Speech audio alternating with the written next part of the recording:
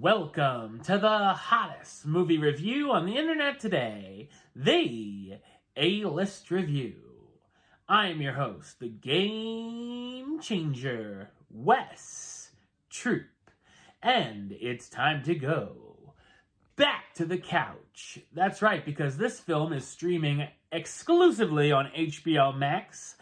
It came out earlier this year and sees Zoe Kravitz afraid to leave her apartment. My review of the 2022 thriller, Kimi, coming up now.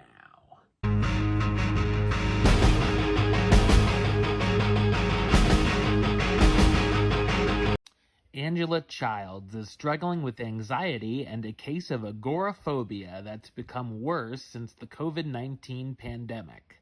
Angela works from home from the Amygdala Corporation with their Siri or Alexa-like product known as Kimi. Her job is to listen to streams of disputes the consumer is having with the device and resolve the problems.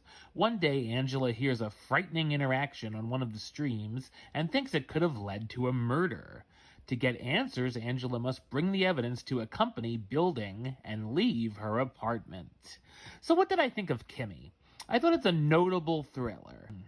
It's directed by Steven Soderbergh, who's directed tons of films, but is best known for movies such as Sex, Lies, and Videotape, Aaron Brockovich, the Ocean's Trilogy, Traffic, and Magic Mike. There's some very slick camera work here, as Soderbergh gives some cool shots when Angela goes outside as a parallel to how she's feeling. The scene where she's trying to play with volume and spin the clip to hear what's going on better is a highlight as well. The film has a number of homages to other films, definitely giving off a Rear Window vibe, with characters looking at each other through apartment windows, and even Home Alone at times, but it's enough of a fresh spin for it to work. It's also set in the world of COVID, which can certainly be hit and miss with most viewers, but here it makes sense for the story as the pandemic has made Angela's anxieties worse. There are some cool thrills, mostly in the last half, as the first is a slow build, perhaps a little too slow at times. Kimi is a pretty simple film overall that presents some nice ideas between messages of satire of these devices that are listening into our conversations, or Angela dealing with her agoraphobia, but they could have dove a little more into those elements.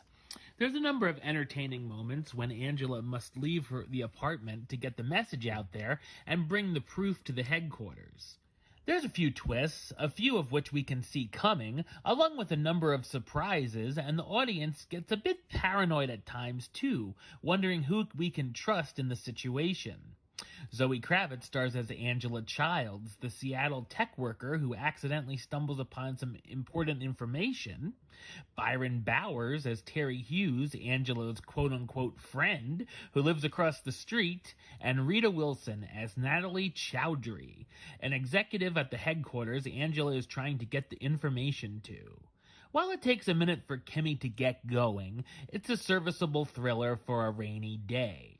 Number-wise, I'm going to give it a 6 out of 10, which gives it the A-list rating of do it. A small do it, but a do it nonetheless. Alright, well that's the show. I'll be back with another review very soon. But until then, don't forget to subscribe right here on YouTube. youtube.com/westside515. Like the show on Facebook, facebook.com/WesTroopAlist. And of course, you can follow me on the Twitter, Instagram, and Letterboxd at WesAlist. Until next time, Troop out.